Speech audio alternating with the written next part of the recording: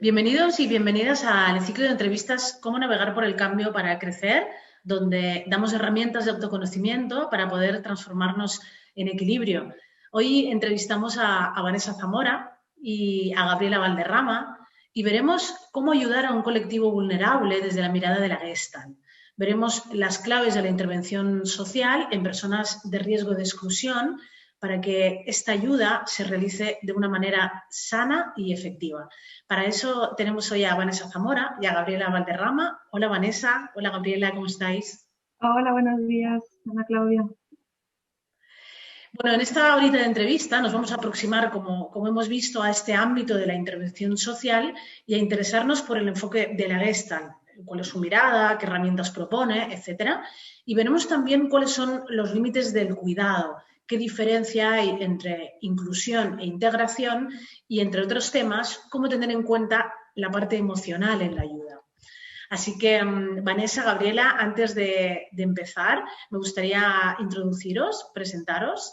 Vanessa Zamora es licenciada en Filosofía, es terapeuta Gestalt, es coach, tiene un posgrado en constelaciones familiares y terapia corporal integrativa.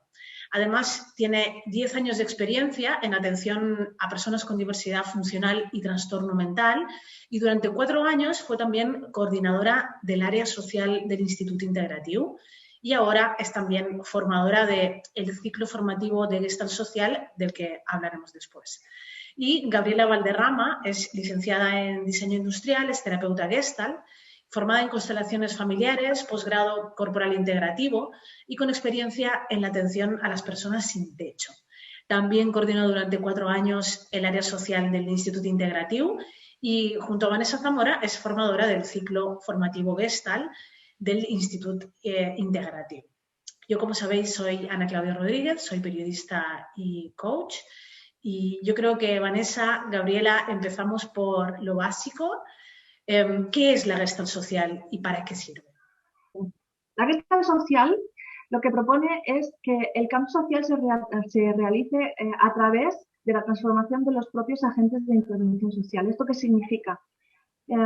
Como bien hemos comprobado, cuando una persona se gesta, hay un antes y un después, ¿no? Hay un gran cambio interior, ¿no? Como que vamos aprendiendo herramientas para explorar nuestras capacidades inexploradas, perdón, para autocuidarnos, para autoapoyarnos. Aprendemos muchísimas herramientas que son muy creativas, diferentes técnicas, y nuestra idea es ponerla al servicio de la atención social, de la intervención social. En nuestros años de coordinación, que ahora explicaremos, ¿no? En el área social del Instituto Integrativo, nos encontrábamos con dos situaciones. Por una parte, acompañábamos a terapeutas que habían acabado la formación y querían empezar un proceso de voluntariado para precisamente poner en práctica las herramientas aprendidas, ¿no? Por ejemplo, durante la formación de esta. Y entonces nos venían con muchas dudas de cómo poder poner en práctica esto, ¿no? Claro, una cosa es haberlo vivido y haberlo aprendido y otra cosa es ponerlo al servicio con personas que también vamos a explicar más adelante que tienen unas características singulares, ¿no? Cómo hacer este cambio. Y por otra parte, también nos encontrábamos que conforme la asociación fue creciendo, las entidades con las que colaborábamos nos pedían no solamente que atendiésemos a estos colectivos, a las personas a quienes ellos atendían, sino que empezaron a pedirnos que pudiéramos ayudar a los equipos de intervención, ¿no? Entonces, ahí fue un poco como cuando fue gestándose, cuando empezó a nacer. Nosotras, al encontrarnos todos estos problemas, ¿no? Gabriela y yo, como empezábamos a darle forma, a soñar y cómo podríamos hacer esto y cómo podríamos hacer lo otro de las propias demandas que nos llegaban. Ok, muy bien. Entonces entiendo que la Gestalt social se aplica tanto para ayudar al terapeuta o al interventor o al ayudador y por otro lado a esos grupos de intervención social, ¿verdad? Que necesitan, pues eso, también herramientas para saber cómo abordar o cómo ayudar a estos colectivos en exclusión. Bien, otra pregunta que quería haceros es, ¿la Gestalt social en qué ámbitos se aplica? El ámbito de la intervención social es un ámbito extremadamente amplio, o sea, muy, muy, muy amplio, porque va desde la educación social a la ocupación, la formación, la mediación, la salud, la inmigración. y luego la atención a distintos colectivos, personas que están en situación de una extrema vulnerabilidad, ya sea por motivos económicos, por motivos de raza, por motivos de género, por motivos de libertad, de refugiarse, ¿no? Por motivos políticos. Entonces, es muy amplio, es extremadamente amplio. Un poco nosotros lo que venimos a, como a exponer, ¿no? Aquí es, de nuestra experiencia, hemos como sacado los factores comunes que tienen. O sea, lo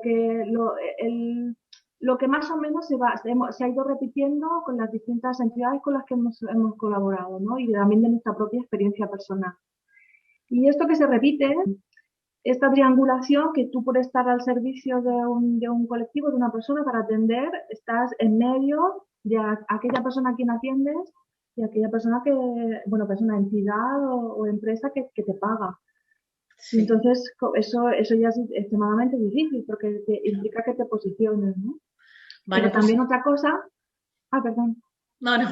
también otra cosa que ocurre es que además las circunstancias que normalmente se repiten, porque claro, en teoría todos estos trabajos nacen de un movimiento social y podríamos pensar que depende del Estado, pero en verdad casi siempre salen a concurso las subvenciones, al final son empresas, organizaciones que se dedican a ello y funcionan como una empresa. Entonces, ahí qué ocurre que normalmente nos encontramos, porque nos podemos incluir nosotras mismas, ¿no? Al habernos dedicado a ello, con personas que en su momento soñamos, resonamos con ciertas injusticias, con ¿no? ciertos movimientos en lo que quiero participar, yo quiero ayudar, no hay una gran motivación, ni ideales y valores detrás. Me voy a trabajar y entonces no se suelen encontrar, o me encuentro, hablo en primera persona, con que estoy trabajando con un horario, con un factor de estrés increíble, muchísimo estrés, muchísimo trabajo. Y entonces al final la persona que está tanto en atención directa como en la generación de los programas, en la creación de los programas, en coordinación, sufre muchísimo estrés. Claro, entiendo que la erosión, ¿no? De estar también en contacto y de no saber muy bien cómo gestionar esto, pues hace que poco a poco uno vaya perdiendo fuerza o ilusión, ¿no? Y en ese sentido, la Gestalt social viene a apoyar con herramientas específicas. ¿Hay algún tipo de propuesta que podríais mencionar en este sentido? Es decir, para ayudar, ¿no? al ayudador en esta triangulación de la que habláis. Bueno, a ver, la idea yo creo que es revisar, vamos a ir revisando muchas cositas de la Gestalt. Un terapeuta Gestalt se forma en años, ¿no? Bueno, y se podría decir que se forma en dura toda una vida. Toda la vida. La idea es revisar herramientas básicas de la Gestalt durante el ciclo y cómo podemos llevarlas. Como dice Vanessa, el ámbito es muy amplio, entonces habría que ver caso por caso, bueno, digamos, que cada uno vaya explorando cómo aplicar eso en su trabajo, ¿no? En su proyecto, en lo que sea que haga. Bien. Sí, yo creo que, por ejemplo, a mí me gusta hablar que en términos de intervención social, a mí me gusta hablar de los gestos. ¿No? De los gestos. Vale, muchas veces hablamos de eso, porque sí, porque mira, curioso que yo creo que es como dentro de la intervención social, la Gestalt podría entrar o tiene mucho espacio desde la humildad. O sea, no es por eso lo que decía yo, ¿no? A lo mejor no tienes espacio para hacer grandes psicodramas, ¿no? Y ahora hagamos una rueda y todos hablan y saltan y caminen y griten como... No. Entonces, pero sí se pueden hacer pequeños gestos. Entonces, ¿por qué? Porque aquí lo importante es entender como decíamos, el para qué lo estoy haciendo. Si entiendo el para qué, puedo generar pequeños ejercicios, pequeños gestos que ayuden a la persona a pertenecer, por ejemplo, ¿no? En una intervención voy a dar unos espacios para que la persona diga su nombre. Me parece tonto, ¿no? Porque pero que a veces cosas como tan simples, diga su nombre, pueda decir qué le pasa. Yo, bueno, hace años estuve en un ropero de ayuda, ¿no? Para gente que no tenía ropa y que se duchaba y qué sé yo. Y para mí, por ejemplo, era muy importante recordar su nombre, recordar su historia, ¿no? Es como, ay, tiene un perro, tiene no sé qué. ¿Por qué? Porque somos personas, nos gusta que nos reconozcan, ¿no? No simplemente que nos den algo así, toma, ya, listo, necesidades básicas cubiertas. O sea, yo creo que una cosa muy importante de todos los mamíferos es que necesitamos afecto, necesitamos reconocimiento, ¿no? El famoso te veo.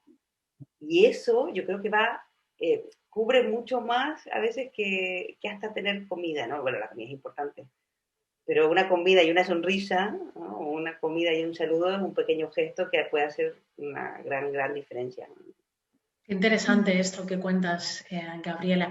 Y bueno, cuando hablabas del ciclo, ¿no? Decirles a todos que nos estamos refiriendo al ciclo formativo de Gestalt Social, que va a empezar dentro de poquito en el Instituto Integrativo y del que hablaremos luego. Y una pregunta que quería haceros para esto que hablabas de lo emocional, ¿no? ¿No pensáis que ahora mismo se está poniendo como mucho de relevancia el tema, la necesidad de empezar a mirar lo emocional en la ayuda, ¿no? Como que antes todo se limitaba mucho a lo físico, a las necesidades básicas y poco a poco parece ser que está despertando esta otra necesidad a la que te referías, Gabriela, a poner más atención en lo emocional, ¿no? Puede ser también con pequeños gestos.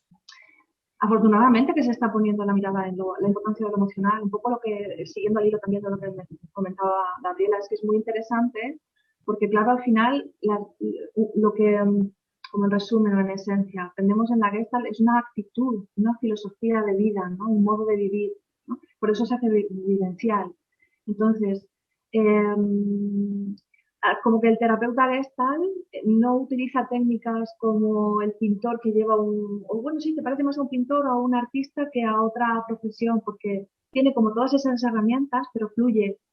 O sea, como que la técnica gestáltica siempre suele decir que es el propio terapeuta, como que es del propio trabajo personal, de la propia integración de lo vivido, ¿no? Es que conforme voy aprendiéndome, mirándome, aprendiendo todo esto que me pasa en mí, aprendiendo a gestionarlo yo, me convierto como en una herramienta andante, ¿no? Y entonces, simplemente, como dice Gabriela, con pequeños gestos, con pequeñas intervenciones, puedo ayudar al otro, porque a veces es una cuestión simplemente de mirada, como decía, cambiar pero esto no solamente de la Gestalt, ¿eh?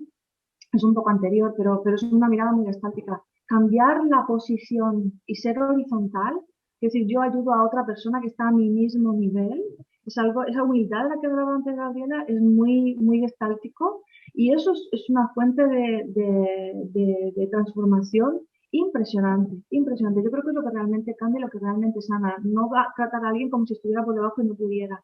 Y con respecto a lo emocional, es uno la Gestalt tiene muchos pilares, pero uno de los más conocidos, ¿no? Como que, sirve para la gestión emocional, ¿verdad? Porque como la Gestalt es vivencial, entonces proponemos muchos trabajos y dinámicas que nos hacen aprender a tomar conciencia y contacto con nuestro propio cuerpo y con lo que nos está pasando. Que luego también Gabriela tiene mucho que decir de esto, ¿no? No digo más, lo dejo ahí. Entonces, bueno, pero sí, como que aprendo a contactar con lo que me pasa y con lo que siento, a ponerle nombre, a localizarlo, aprendo a gestionarlo. ¿Para qué? Para no irme a los extremos. O me lo reprimo o me pongo violento, ¿no? O me lo reprimo o lloro como si no hubiera mañana y estoy como en la catástrofe, ¿no? Como para no ir en los extremos y aprender a navegar y a manejarnos. Si yo aprendo esto, cuando acompaño, tengo mayor capacidad tanto para acompañar al otro, porque puedo permitir, ¿no? Se suele decir, el terapeuta Gestalt es capaz de sostener el hundimiento del Titanic, o sea, el mayor drama que ni pestañea, ¿no? Porque profundizamos, vamos muy hondo, muy hondo, muy hondo. Muy interesante esto que comentabas, esto que venimos hablando de la parte emocional, ¿no? Porque uno de los distintivos de la Gestalt social es que opera en tres planos, ¿no? En el mental, en el emocional y en el corporal. ¿Podríais explicar un poquito en qué consiste este trabajo en tres áreas? Los tres centros para mí son como hacer tres grandes pilares, ¿no? Donde, que lo que me pasa a nivel mental, donde ahí hay, bueno, todos los cuentos que me cuento, cómo yo ordeno lo que estoy sintiendo. Después está toda la parte emocional, ¿no? Esa cosa turbulenta de donde están las heridas, la cicatriz. Como decía Marcelo Antoni, ¿no? Que es un profesor, ¿no? Un profesional del Instituto Integrativo, como que hay que saber con el ascensor, ¿no? Hay que saber moverse por esos tres centros, ¿no? Para ¿Y encontrar qué el está equilibrio. pasando ahí, no? Porque, bueno, una cosa es conectar, ¿no? El ascensor que llegue. Sí. Y después poder abrir la puerta y ver qué pasa. Entonces, claro, son muchos pasos, para algo muy obvio son muchos pasos. Entonces también lo emocional, bueno, Marcelo habla siempre de las dos emociones, ¿no? Como que, tengo rabia, ¿no? ¿Y qué más tiene? Y el qué más, ¿no? Esa segunda también dice mucho, de hecho yo creo que dice más que la primera. Ir tocando esos centros y darnos cuenta.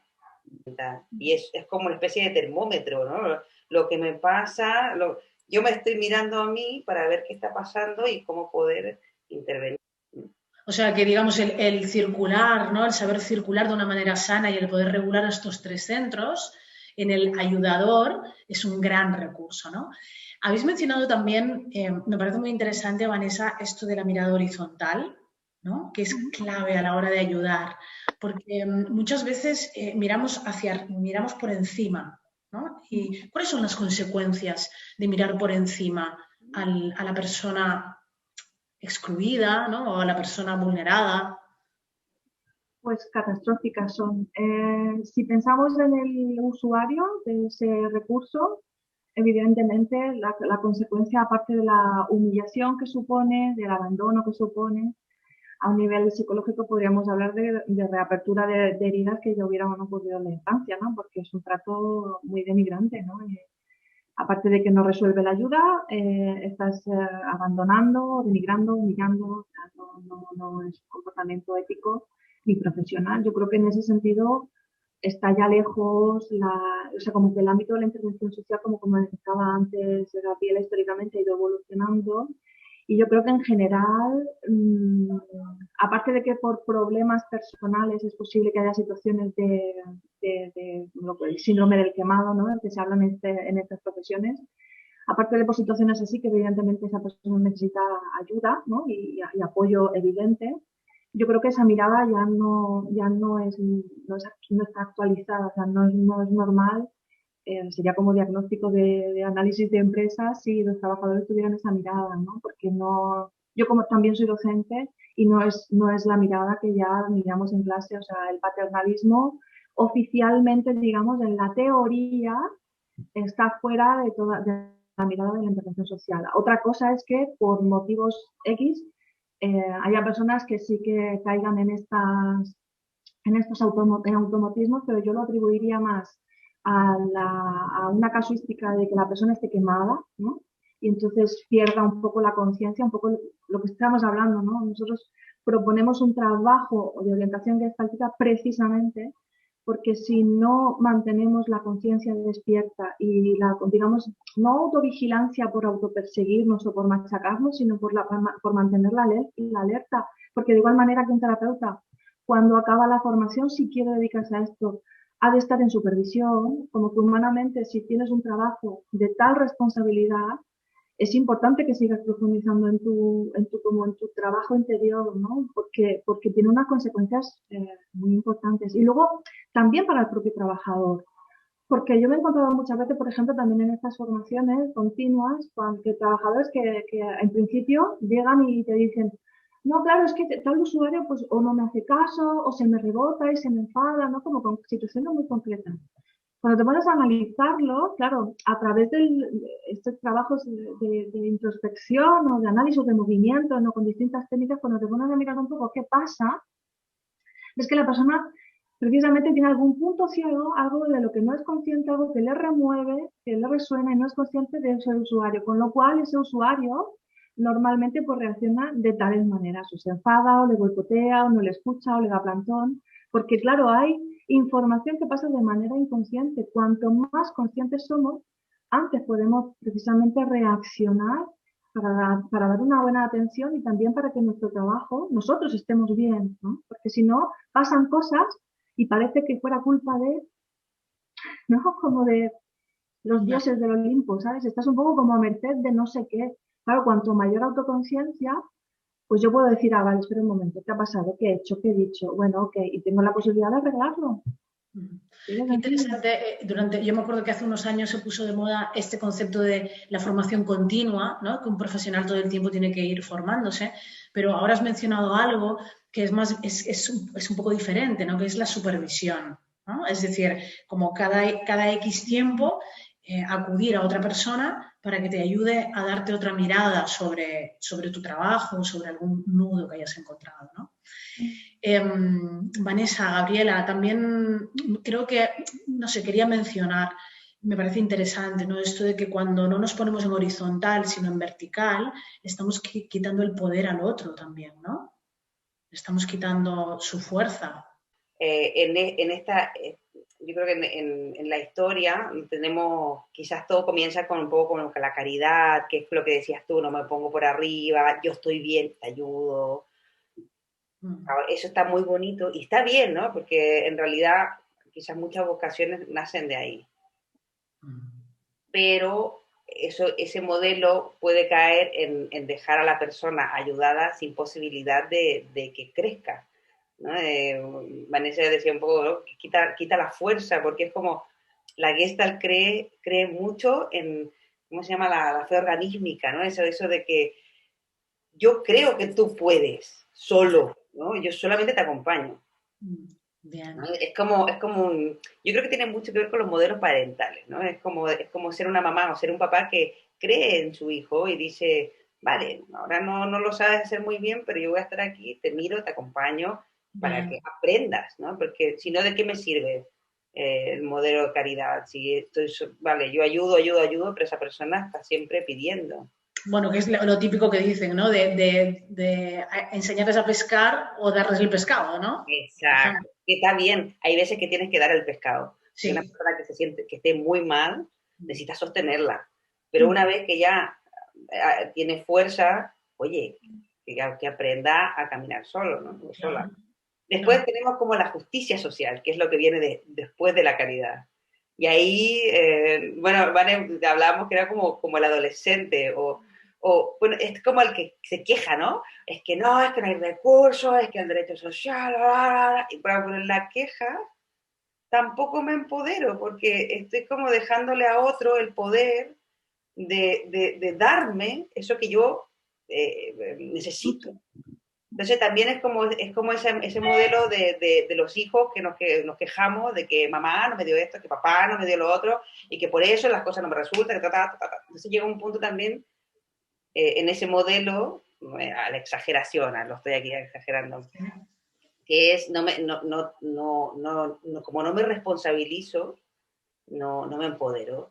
Entonces vuelvo a perder control de mi destino, ¿no? Mientras más la Gestalt también habla mucho de la responsabilidad, sea cual sea, ¿no? Claro, y esta es mi vida, ¿no? Y esta es mi vida. Entonces cuando yo acepto y me responsabilizo, desde ahí puedo hacer algo. Desde ahí puedo ir a la acción, desde ahí puedo crecer. Porque si juntamos a la gente en un colectivo de X problemas, claro, son situaciones más extremas. Eso es. Pero a la larga es la misma estructura que llevamos todos.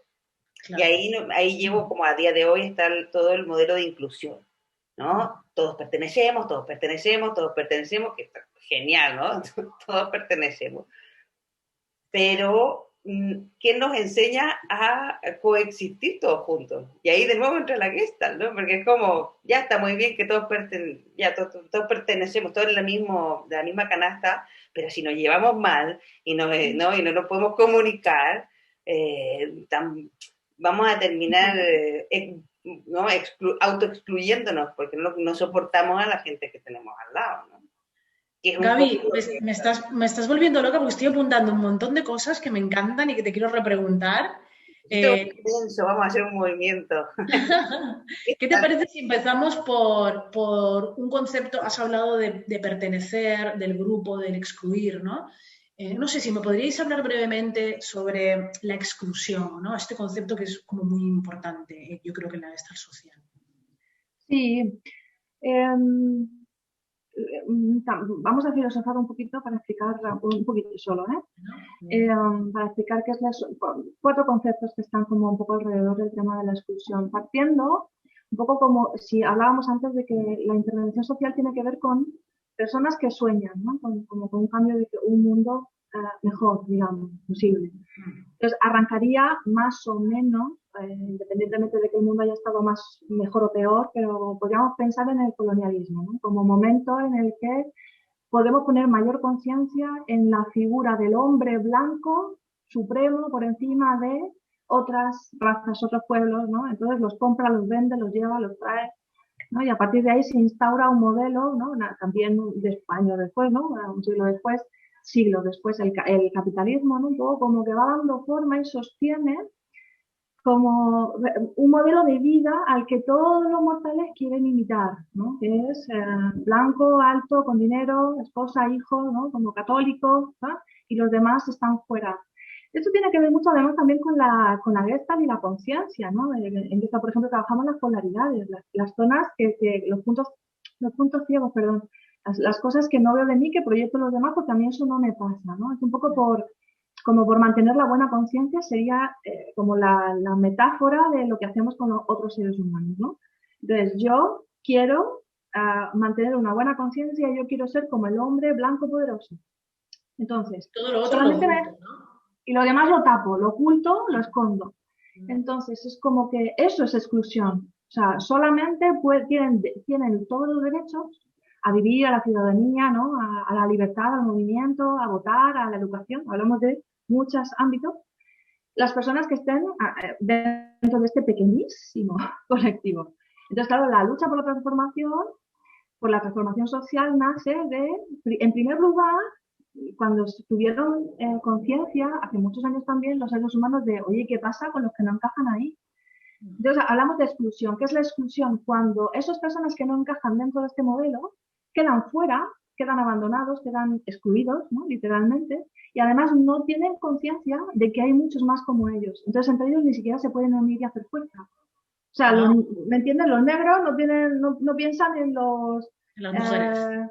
En los judíos o no piensan en las personas que van en silla de ruedas como que, mira, el hombre blanco es el que nos está haciendo todo esto a todos, ¿no? Es como cada uno está con su miseria, con lo que piensa además que es suya, ¿no? Eso es un poco como la exclusión, ¿no? No formas parte, no existes. Y la propia persona ni siquiera puede reaccionar porque no piensa que es suyo el problema. Luego hay un segundo movimiento, un segundo momento en el que hablamos de segregación, es decir, te digo, ¿por qué estás fuera? No tienes el estatus al que alcanzas conmigo. Pongo la frontera a la que no puedes pasar, pero ya te pongo la etiqueta. O sea, tú por negro, tú por ir en silla de ruedas, tú por toxicómano, tú por ser mujer, tú por tal. Y este es el primer momento en el que las personas se pudieron tomar conciencia de, me están excluyendo. Antes no, ¿sabes? Es como la segregación. Es otro momento en el movimiento de la integración social que es importante porque todavía hoy en día seguimos haciendo todas estas cosas. Un tercer momento fue el de la integración, que cuando integramos, ¿qué pasa? Es como que ha pasado un tiempo, hemos avanzado en modelos, hay muchas personas soñadoras que ponen conciencia, que miran, oye, esto que está pasando, que resuena, esto no es justo, a mí no me pasa lo que a ti, pero yo te voy a ayudar a luchar, ¿no? Que se mueven y entonces dicen, no, que pasen, ¿no? Como decir, pasad que esta fiesta también es vuestra. Creo que de alguna manera, un poco torpe, era el primer paso que se hizo, porque te dejo pasar tú, que vas en silla de ruedas. Venga tú, ay, mujer maltratada. Tú, pues que un trastorno mental pobre, tú que tienes trastorno mental, ¿qué vas a hacer, no? Entonces, claro, entiendo a ver que si no es un reconocimiento, como veníamos diciendo, un reconocimiento horizontal de tu valía, ¿no? Sino es que yo, bueno, me pongo por encima y te dejo pasar, ¿no? Algo así. Y me sigo fijando mucho en lo que te pasa. El modelo inclusivo, que es como muy gestáltico, tiene que ver con cambiar la mirada y decir, tú tienes eso, anda que yo, si tú superas lo que yo tengo, que no se ve, es como integrar las polaridades, es fijarnos en otras cosas, es simplemente estamos todos aquí en este barco, un poco lo que decía Gabriela de la canasta. Todos tenemos cosas, todos cabemos, lo que tenemos que aprender es a relacionarnos cada uno con lo que tiene. Bien. Otra mirada, ¿no? Bueno, oye, se nos está pasando el tiempo rapidísimo, pero quería preguntaros por esta diferenciación, ¿no? Que ya lo dijimos al principio, que no es lo mismo inclusión que integración. Ahora, Vanessa, un poco a que te has aproximado allí, pero ¿podríais explicar de una manera así como un poquito más clara, si queréis breve, ¿no? Para no extendernos mucho, de cuál es la diferencia entre la inclusión y la integración. Se me ocurre como un poco poner la metáfora en Gestalt, ¿no? Cuando en Gestalt, por ejemplo, se trabaja mucho con polaridades. Es Sí. decir, yo me siento identificado con un aspecto de mí, por ejemplo, yo soy una persona muy buena, ¿no? Como hablábamos, yo por encima y el otro por debajo. Yo soy muy buena. Entonces me identifico con esta polaridad mía, soy muy buena, pero hay momentos en la vida en la que a lo mejor la vida me está pidiendo sacar un poco de garra o de dientes, o sea, o de poner límites, digamos, ¿no? Pero eso me hace a mí tener una vivencia de mala persona, por lo que sea, por mi historia. Por ejemplo, al trabajar esas polaridades, lo que puedo hacer, en Gestalt se llama integración, pero en verdad sería como más parecido a la inclusión de la que estamos hablando social, porque en Gestalt lo que trabajamos es a integrarlas para que yo simplemente me dé cuenta de que yo puedo ser tanto la una como la otra, pero a mi manera, cuando yo lo necesite, a pequeña escala, a gobernarlo, porque si no, mi fantasía es, me creo que soy, que debo ser tan buena, que en mi fantasía, si le quiero poner un límite a alguien, casi que lo voy a matar. Pero claro, yo me lo impido todo el rato. Al trabajar las polaridades, voy como haciendo las dos características más naturales, más fluidas, más pequeñas, sin hacer tanto foco en ellas. Es un poco la diferencia. Al integrar, cuando hablamos de intervención social, al integrar, vale, sí, te dejo pasar, pero sigo haciendo foco como en aspectos que no debería estar ahí, ¿me entiendes? Es como, sigue Sí. habiendo como una cosa de pena, que vayas en silla de ruedas, que tengas un trastorno mental, que seas negro, que económicamente hayas nacido en una familia sin recursos, es como, perdona, como si tú fueras mejor porque no tienes todo esto, somos todos iguales. Y la inclusión es empezar a relacionarnos de otra manera, más como humanos, que no haya tanto foco en un aspecto solo de la persona. Porque Claro, además en como cualquier momento te puede unidad, pasar. ¿no? Perdón. O sea, yo creo que como que se enfoca en la bueno, dice la diversidad, ¿no? Cuando nos enfocamos en que todos somos distintos, pues entonces todos somos iguales. Claro. Es como, Sí, sí, claro, como validar todos los modelos posibles, ¿no? O claro, entonces todas las como que todos diferencias. somos especiales, bueno, ya está, todos somos especiales, ¿no? Eso es. No hay nadie más especial que otro. Chicas, quería preguntaros también sobre, antes, Gabriela, ¿no? Hablabas de que la intervención social muchas veces entra en un lugar para llevar a cabo un cambio si hay un conflicto allí, ¿no? Y yo digo, ¿cómo se maneja las expectativas, ¿no? Porque muchas veces uno quiere cambiar, quiere que todo sea diferente y luego se encuentra con que la transformación no es tan fácil o es más lenta. ¿Qué le pasa allí al ayudador? Si ayudar es lo que toca, ¿no? Y hay que ayudar hasta que duela, ¿no? Y hay que ayudar siempre. No voy a ver un límite, ya sea en mi trabajo, como persona, ¿no? Puede ser voluntaria, ¿no? Y ayudo y ayudo y doy. No, entonces eso tiene un límite. La acción, a mí me gusta verla como acción corporal. Entonces, una acción tiene que tener un comienzo y un final, porque entre medio tiene que haber un descanso. Vanessa, bueno, habla mucho del autocuidado porque es importante. Yo como interventor, como trabajador social, necesito descansar, necesito parar y necesito celebrar lo que hago. Porque si no, no hay un ciclo, hay una especie de nunca terminar. Mm. Sí, también quería añadir como que algo que hemos hablado mucho, Gaby, ¿verdad? Como que uno de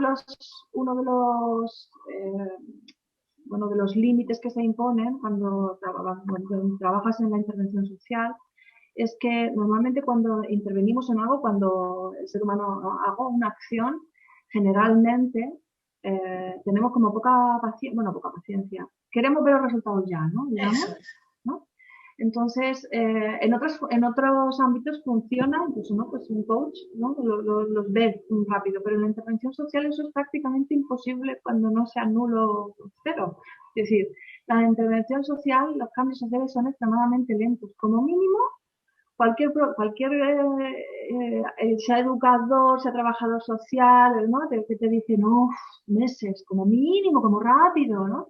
Y como máximo, los grandes cambios que hemos vivido de transformación social los han luchado unos para que 3 generaciones después lo puedan, ¿no? Las mujeres, por ejemplo, ¿cuántas han muerto para que nosotras podamos votar o tener una carrera o una posición de trabajo, ¿verdad? De poder o de libertad sexual o transgénero, personas en silla de ruedas. O sea, es como, piensa en cualquier ámbito y todos los cambios han sido realizados de manera muy, muy, muy lenta, porque claro, afecta a muchas personas. Esos son cambios de conciencia que no solamente me afectan a mí.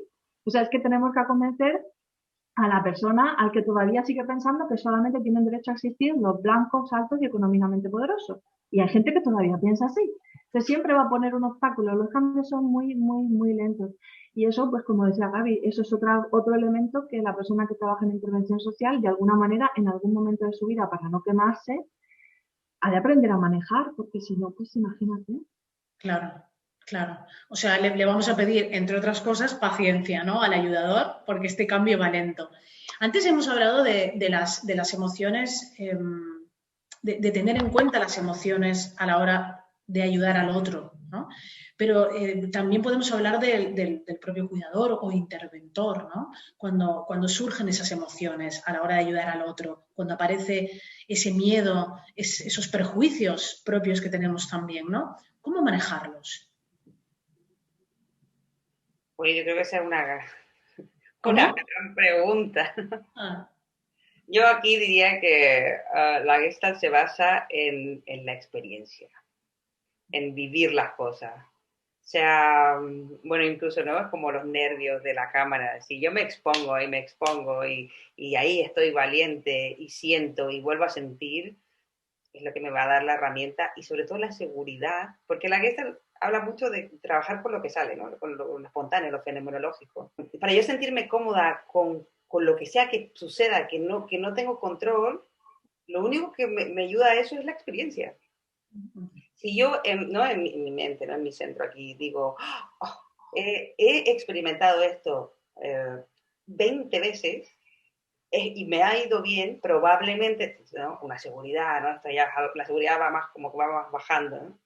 Emocionalmente me siento más tranquila y con lo que venga, ¿sí? Sé que instintivamente, ya al centro de abajo, algo claro. se me ocurrirá. Qué fuerza que tiene la experiencia, ¿no? Como modelo de aprendizaje. Y también habéis mencionado, así para rescatarlo, esa conciencia a través de los 3 centros, ¿no? Que es interesante. Y también ese refuerzo externo por parte de la supervisión, ¿no? Para que si se nos falla la autoconciencia, pues que haya una mano amiga desde fuera que nos eche una mano. Quería preguntaros también con respecto al autocuidado.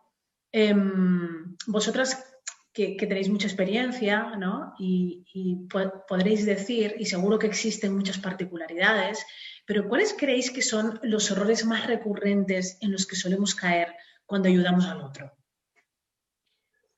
Sí, mira, justamente nosotros lo que proponemos en nuestra formación es aprender a cuidarnos antes, durante y después de la intervención. Es como el gran cambio, ¿no? Pensar que lo que hemos comentado mucho, por ejemplo, en las charlas que hemos hecho, ¿no? Y todos haciendo así, cabeceando, porque suele pasar mucho respondiendo a tu pregunta, suele pasar mucho en este ámbito, que estamos a octubre y la persona ya está pensando, Dios mío, justo para las vacaciones. Eso es una falta de autocuidado. Pensar que solamente puedo descansar, no cuando me vaya a un spa, sino cuando me vaya a un spa al fondo del mar, ¿no? Porque trago mucho y no me doy momentos para autocuidarme. O sea, el primer fallo es pensar que el autocuidado solamente puede ser en agosto, los fines de semana, ¿no? O cuando me voy allá a la montaña, como si en cualquier momento no pudiera autocuidarme, como si no pudiera permitirme pequeños, como decía Gabriela, gestos o momentos de autocuidado. Quiero decir, el autocuidado no tiene que ver con hacerme algo grande, gigantesco y caro y irme muy lejos y al fondo del mar y sin gente, ¿no? El autocuidado podemos practicar precisamente pildoritas, instantes que me ayuden a recobrar un poco de energía, porque el gran problema es un poco lo que estábamos hablando antes, cargo y cargo y cargo y cargo y cargo, como si fuera una batería que no se desgaste. Y hay que tener en cuenta también un aspecto muy importante, que es que una persona puede tener un trabajo, digamos, más práctico, ¿no? Como con objetos o lo que llamamos un trabajo. Hago mi trabajo y vuelvo a casa y sigo con mi vida. Pero cuando hablamos de trabajos que implican el contacto con personas, como por ejemplo también el oficio de terapeuta o en la intervención social, esto lo que implica inevitablemente, viene con el PAC, es que va a formar parte, acabará formando parte de mi mundo interno. Es decir, eh, pasará el tiempo y yo me seguiré acordando de aquella cara, de aquella situación, de aquel conflicto, porque irá conmigo ya. Me voy a casa por la noche y hago la croqueta en la cama porque no me puedo dormir dándole vueltas a fíjate, es que fíjate, porque nos toca el corazón, nos toca algo muy profundo. Somos humanos y las experiencias humanas nos tocan, nos conmueven, nos transforman. Entonces, claro, se me hace un poco difícil, igual sí, pero imaginarme un informático diciendo, ay, el XP, eso era un programa, ¿no? Es como, A es lo otra mejor por eso cosa, también. es otro tipo de desgaste. Entonces, claro, en la intervención social, así como en el oficio de terapeuta, uno no puede descuidarse como si fuera, yo soy la herramienta, soy imprescindible, yo necesito estar descargado, descuidado, necesito mantener tampoco bajo control, como reprimiendo, porque eso es otra cosa que se hace mucho.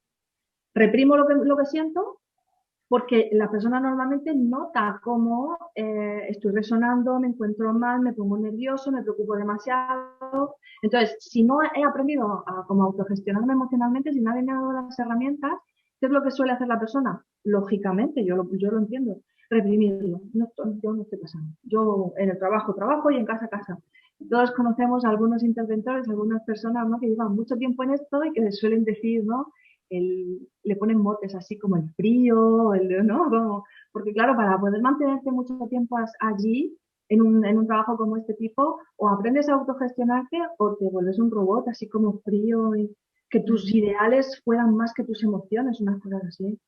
Muy Claro. extrañas, eso a mí me hace pensar, madre mía, el sufrimiento interno que tiene que tener esa persona, porque no es fácil, no somos robots, ni somos psicópatas, o sea, somos humanos, todo nos toca, y el autocuidado tiene que ver con poner conciencia y aprender, como decía el gesto Gabriela, ¿no? Pequeñas maneras de cuidarme antes, durante y después del trabajo. Qué interesante eso, ¿no? Antes, durante y después, ¿no? Y sin miedo también a decir, oye, que no soy mala persona si realmente estoy saturada, ¿no? Por estar en este contexto, con este desgaste o con esta carga, ¿no? Qué bien. Gaby, antes has comentado que en esta situación en la que estamos ahora mismo, con el tema del COVID, de la pandemia, parece ser, ¿no?, que la intervención social empieza a emerger o toma más fuerza o más sentido en este momento.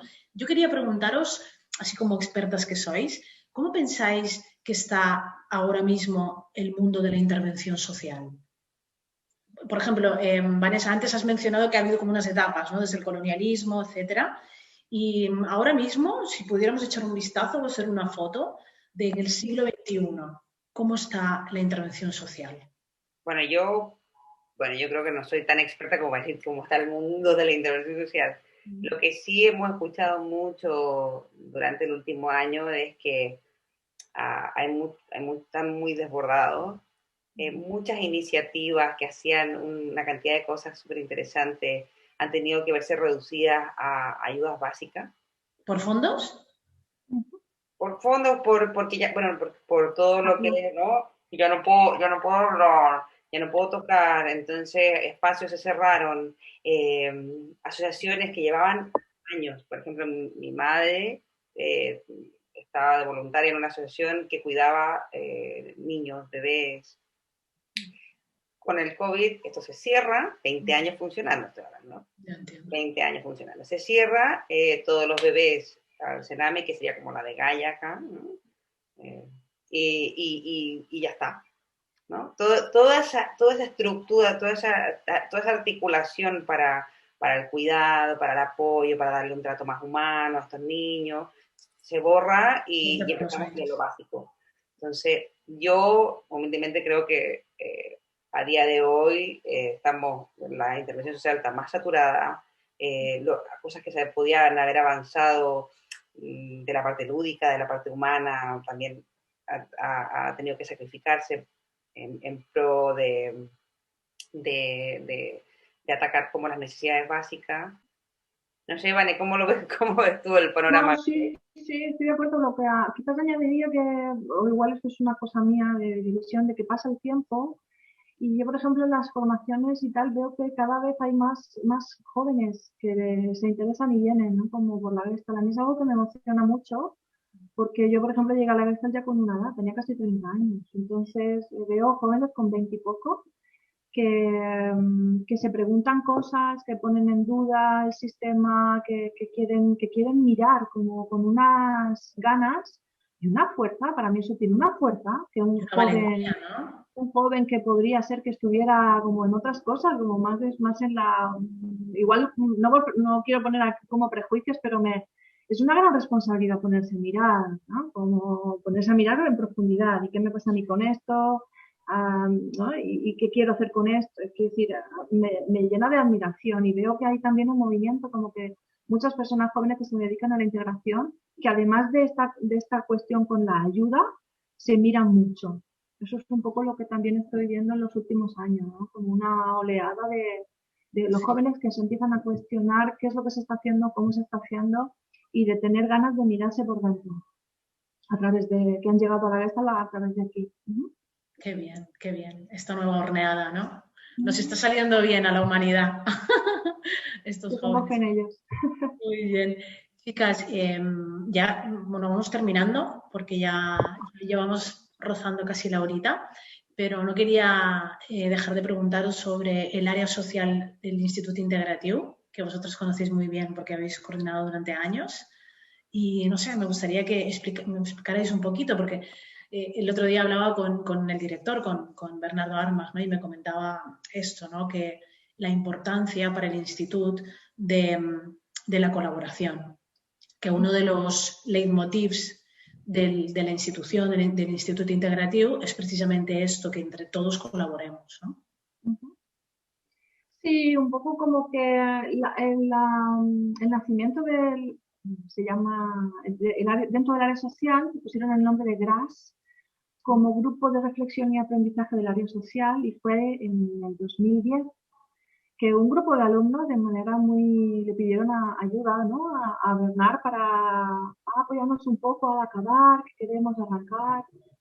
Y pues es un hombre que cuando le pides, pues él da lo que puede, ¿no? Y entonces ahí arrancó un poquito, muy pequeño. Esto ha ido pasando como de mano en mano, a Gabriela y a mí en un momento, ¿no? Como hemos ido pasando a las personas que hemos visto o que nos han visto también a nosotras como con esta filosofía, con estas ganas o con esta trayectoria, ¿no? Desde chica que hacía voluntariado, ¿no? Como conciencia con este tema. Y se creó la asociación y entonces un poco lo que se hace es dar la oportunidad, generar la oportunidad para las personas que acaban las formaciones de empezar a poner en práctica las herramientas que han aprendido y empezamos a colaborar con otras entidades de forma que además ha ido creciendo, creciendo, creciendo, ¿no? Y entonces, ¿qué es lo que se busca con esto? También un poco que la persona, con lo que yo he aprendido en la formación, más allá de manera teórica, ¿no? Así como hablábamos antes. La Gestalt es una actitud, es una filosofía de vida, es una formación que normalmente marca un antes y un después. Es como, y como todo esto, algo que a mí me haya resonado, me haya llenado, cómo puedo ponerlo yo al servicio de otras personas. Lo que a mí me ha ayudado, yo poder como hacer una cadena, digamos, ¿no? de servicios, de colaboraciones, como que al final así es como crecemos todos y mejoramos todos. Y si no me lo quedo solo para mí, sino que Mm, yo también lo puedo aportar a otra persona, ¿no? Así que un poco, muy bien, muy bien. David. Bueno, sí, bueno, también sois muy activos, ¿no? Porque, por ejemplo, tenéis un programa de becas para las formaciones en el Instituto Integrativo como muy potente y también la cesión de salas, ¿no? De las salas que tiene el centro para actividades sociales, ¿no? Bueno, yo creo que ya, Vanessa, La Gabriela, supervisión gratuita que hablabas antes. y la supervisión gratuita y los procesos terapéuticos también, ¿no? Subvencionados de alguna manera o becados. Muy bien, pues yo creo que para terminar, qué mejor que terminar con vuestro ciclo formativo, que el otro día, antes de hacer la entrevista, pues estuve investigando, ¿no? Y estuve mirando el programa, pues es que es súper chulo. Me encanta. Hablando un poquito de este ciclo formativo. Bueno, Bueno, pues son tres módulos. Empiezo con sí, primero y te dejo. Son 3 módulos. En el primero lo que vamos a abordar es lo que te comentábamos antes, que precisamente que hemos hablado mucho transversalmente del autocuidado. Lo hemos llamado en el primer módulo abrirme a la vulnerabilidad, porque como decíamos, la Gestalt trabaja un poco sobre la toma de conciencia. El objetivo es, vale, muy bien, yo me he metido aquí voluntariamente, yo soy un trabajador que trabaja en el medio de la intervención social, y cómo yo he llegado aquí, qué es lo que internamente me lleva aquí. Cuando yo pongo conciencia en qué es lo que me ha llevado aquí, qué es lo que a mí me atrae y qué es lo que me da también, ¿no? Me abro a la vulnerabilidad que todo ello implica para poder atender mejor a la persona, y también aquí es donde empezamos a abordar el tema del autocuidado antes, donde vamos a trabajar específicamente cómo autocuidarme antes y qué tiene que ver la gestión emocional en todo ello, en este proceso. Vamos a aprender o si ya lo saben porque ya vienen de Gestalt, a volver a practicar y cómo poner las herramientas gestálticas, escucha activa, la empatía, ¿no? A conciencia, al servicio de la intervención social. Esto es interesante, ¿no? Un pequeño apunte esto que has comentado, o sea, que no es imprescindible ser terapeuta Gestalt para hacer la formación. Bien, no. Este sería, muy bien, este sería el primer módulo y luego el segundo. Lo único que sí, la diferencia entre uno y otro es que quien ya sea terapeuta Gestalt profundizará, y quien no sea terapeuta Gestalt pues hará un primer abordaje a nivel de experiencia, claro. Pues lo mismo, cada uno trabaja con lo suyo. Sí, sí, la idea es que sea un proceso, o sea, son 3 encuentros, pero es un proceso. Entonces, como decía Vane, ¿no? El primero tiene que ver más conmigo, el segundo tiene que ver, el segundo encuentro ya tiene que ver más con, ¿no? Con lo que está pasando en este espacio donde me encuentro con el otro, donde pasan muchas cosas. Entonces ahí vamos a ver lo que hablábamos de las situaciones, ¿no? ¿Qué me pasa con la autoridad? ¿Qué me pasa con mis compañeros de trabajo? Una visión quizás un poquito más sistémica, ¿no? de yo y... El tema de la estructura, de cómo se relacionan todos los elementos, ¿no? Sí, prejuicios, ¿no? También todo lo que le pongo yo a la interacción con el otro, ¿no? Todo lo que va ahí. Y Peirce hablaba de que llegábamos con muchos personajes, ¿no? El cliente llegaba con muchos personajes a terapia. Y yo creo que en el segundo módulo vamos a ver eso, ¿no? Con todos estos personajes que tenemos y que van interactuando a la hora de trabajar en equipo o en entidades. Bueno, y con personas, obviamente. Sí, bien. Bueno, y ahí llegamos al tercer módulo, ¿no? Estoy con yo, el entorno, y el último que sería ya más... La realidad. La realidad. La realidad, ok. Bueno, oye, quien quiere profundizar más, de todas maneras, puede entrar en la web del Instituto Integrativo, ¿no? institut-mediointegrativo.com. Pero bueno, que sepáis que a mí ya me han llegado voces de que llaman por teléfono desde diferentes puntos de España para preguntar si se hace esta formación en otro sitio. Y parece ser que no, ¿no? Parece ser. Yo no conozco. Mira, qué humildes ellas, lo que dicen. Bueno, para todos los que están interesados, el proceso el ciclo formativo, perdón, empieza este fin de semana, ¿no? Que es el 15 de mayo, ¿sí? ¿Lo digo bien? Y bueno, yo creo que ya llegamos al final. No sé si queréis añadir algo más o simplemente los invitamos a que... Gracias por... Agradecer, claro, agradecerte la entrevista, y también siempre creo que nos sentimos muy agradecidas por el paso en la coordinación, por la oportunidad, ¿no? Yo siempre pienso que a mí tanto el voluntariado en mi historia de vida como mi trabajo cuando yo trabajo en distintos aspectos de intervención social o esta oportunidad a mí me enriquece muchísimo. O sea, me siento muy afortunada de estar aquí y ojalá salga, ¿no? Algo bonito, que nutra a las personas y que les llegue, si puedo transmitir, ¿no? Lo que yo he sentido, me sentiré muy digna, muy orgullosa y muy contenta, la verdad. Muy bien. Muy bien. Oye, pues Gabriela, Vanessa, muchas gracias por esta entrevista, por compartir con nosotros el conocimiento y bueno, a todos deciros que si tenéis alguna duda, ya sabéis que podéis dejarnos en los comentarios aquí abajo o podéis escribirnos también al Instituto Integrativo y bueno, la página web está está abierta a vosotros y las puertas del Instituto Integrativo también. Así que, bueno, gracias a las dos y nos vemos en la próxima entrevista. Hasta luego. Gracias.